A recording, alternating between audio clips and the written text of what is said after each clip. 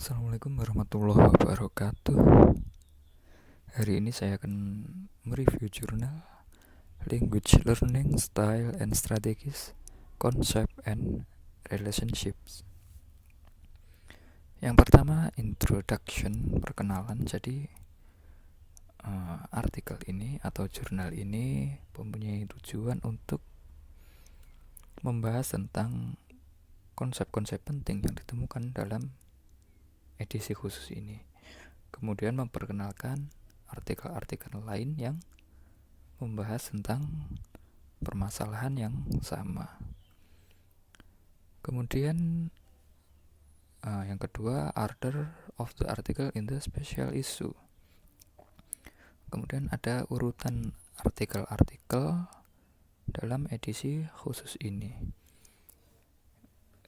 Salah satunya ada artikel oleh Andrew Cohen yang membahas tentang strategi pembelajaran bahasa tentunya untuk mahasiswa dengan penekanan pada strategi dan gaya belajar dari siswa dewasa. Kemudian yang ketiga ada organization of the present article. Jadi artikel ini lebih khusus membahas tentang lingkungan bahasa kedua dan bahasa asing, kemudian gaya belajar untuk bahasa kedua, strategi belajar untuk bahasa kedua, serta penggunaan untuk bahasa kedua. Kemudian second and foreign language environment. Jadi di nomor 4 ini kita membahas tentang lingkungan bahasa kedua. Jadi dalam artikel ini dijelaskan bahwasanya bahasa kedua atau bahasa terapan biasanya disebut adalah bahasa yang dipelajari dari luar bahasa asli, seperti misalnya bahasa Portugis yang dipelajari oleh penutur Brazil, kemudian bahasa Jerman yang dipelajari oleh orang-orang Australia. Begitupun kita orang-orang Indonesia yang mempelajari bahasa Inggris maupun bahasa Arab, yang paling banyak itu ya. Kemudian slide kelima ada L2 task. Jadi apa saja yang dilakukan untuk mempelajari bahasa kedua. Jadi sehubungan dengan pembelajaran bahasa kedua,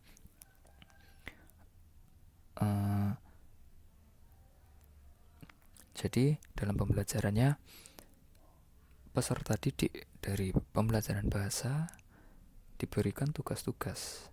Yang tugas-tugas itu berorientasi pada efisiensi dalam pembelajaran bahasa itu sendiri. Jadi diharapkan dengan tugas-tugas yang berhubungan dengan pembelajaran bahasa kedua, kemampuan berbicara bahasa kedua untuk peserta didik dapat meningkat. Kemudian slide ke-6, learning style. Jadi gaya belajar dari bahasa kedua. Istilah gaya belajar mengacu pada pendekatan umum yang disukai siswa ketika mempelajari suatu objek pemerolehan bahasa khususnya dalam artikel ini, atau berurusan dengan masalah-masalah yang menghambat dalam pembelajaran bahasa kedua. Gaya belajar adalah pola keseluruhan yang memberikan arahan luas untuk belajar dan membuat metode pengajaran yang disukai oleh peserta didik dan tidak disukai oleh peserta didik. Kemudian slide ke-7 ada learning strategies. Jadi strategi pembelajaran bahasa kedua. Strategi pembelajaran bahasa kedua adalah tindakan khusus berlaku langkah atau teknik yang menekankan pada pembelajaran bahasa kedua, seperti melalui percakapan atau melalui tugas-tugas bahasa yang cukup sulit untuk meningkatkan kemampuan bahasa kedua dari peserta didik.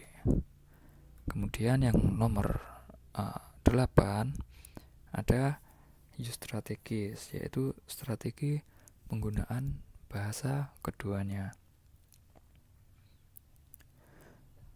Jadi dalam poin ini, dalam artikel Cohen dalam masalah ini serta dalam bukunya, ia membedakan antara strategi pembelajaran bahasa kedua dan strategi penggunaan bahasa kedua. Adapun strategi penggunaan bahasa kedua adalah strategi atau cara atau teknik yang digunakan untuk mengaplikasikan yang telah dipelajari